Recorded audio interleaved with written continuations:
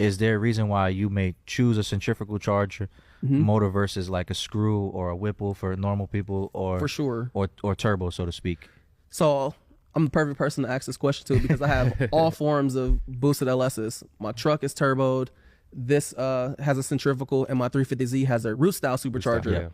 So the reason why this has a centrifugal is because it comes to packaging.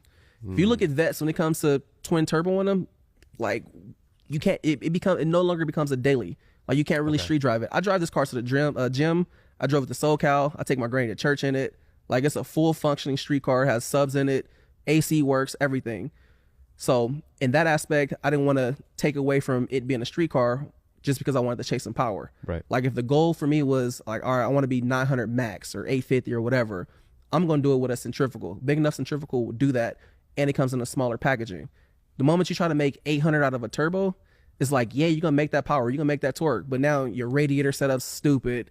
The car wants to overheat, you lose your AC, you know, the exhaust gets ran off funky. So in that aspect, the supercharger makes more sense to do. And then when it comes to root style on vets, it's like where the window cowl is, it gets kind of hard. Like you can't feel a LSA without cutting it. You got Magnuson that makes like their heartbeat and, you know, smaller frame superchargers that are specific to vets, but you know, the packaging is different. Like I would either do a centrifugal or a root style on a vet.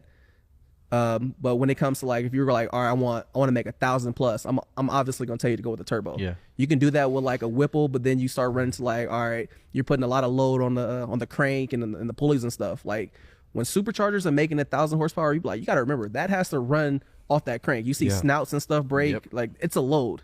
Like if it's going to make a motor making 1,200 horsepower at the tires, that belt is going to fill that load. It doesn't, just because it's a belt doesn't mean like, all right, it still has a 600 horsepower load or tension on it. Like, nah, that thing fills that added power to it. That's why you see snouts and all that stuff breaking. So a turbo is free power essentially. It doesn't require anything. It just uses the exhaust flow to make that power. Right. But you know, if it's a car you like, all right, I'm about to just run this, I'm gonna let it cool off, then you know, I'm going turbo all the way. For a max effort build, I'm going turbo.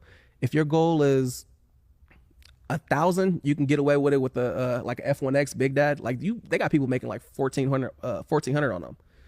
But for me, it's like I've had so many nightmares with the VQ being supercharged where it's like belts become an issue. Luckily, A&A has like probably the best bracket setup to where I've never thrown a belt on this car.